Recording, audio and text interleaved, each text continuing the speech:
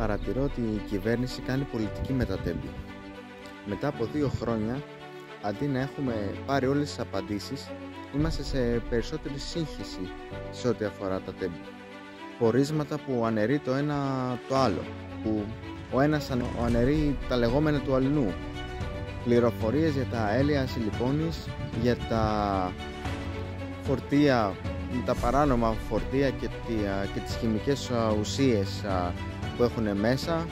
2 χρόνια μετά και τελικά τι απαντήσεις έχουμε πάρει? Τίποτα. Ποιος φταίει πέρα από έναν σταθμάρχη? Κανένας. Πολιτική πάνω στους νεκρούς έχει γίνει. Έχουν καταφέρει και έχουν διχάσει και τους συγγενείς των θυμάτων των τεμπών. Προσπαθούν να τους καπηλευτούν πολιτικά, κομματικά, το κάθε κόμμα να αρπάξει και από έναν συγγενή θύματος που έχει από πίσω λαό. Ο κάθε συγγενής βγάζει το δικό του σύμβολο και εμπειρογνώμονα και λέει τα δικά του πορίσματα, τις δικές του εκθέσεις. Το Χημείο του κράτους βγάζει το δικό του πόρισμα. Ο Δασάν βγάζει το δικό του πόρισμα. Εγώ ξέρω ότι 2 χρόνια μετά δεν έχει γίνει καμία δίκη. 2 χρόνια μετά δεν έχει κάτσει κανένας πολιτικός στο σκαμνί. 2 χρόνια μετά κανένας δεν έχει μπει φυλακή. 2 χρόνια μετά τα τρένα δεν είναι πιο ασφαλή. 2 χρόνια μετά τα θύματα δεν έχουν βρει δικαίωση.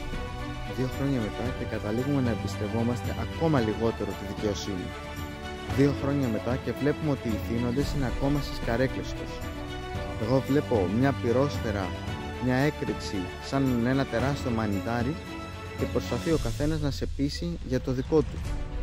Αφού εμπλέκονται από πίσω και πολιτικοί και υψηλά ιστάμενα πρόσωπα της ελίτ και των εφοπλιστών, περιμένετε να υπάρξει δικαιοσύνη? Από ποιους? Από αυτούς που διορίζουν τη δικαιοσύνη? Πολύ φοβάμαι ότι δεν θα γίνει τίποτα. Δεν θα μάθουμε τίποτα, δεν θα μπει κανένας φυλακή εκτός από κάποιον τυχάρπαστο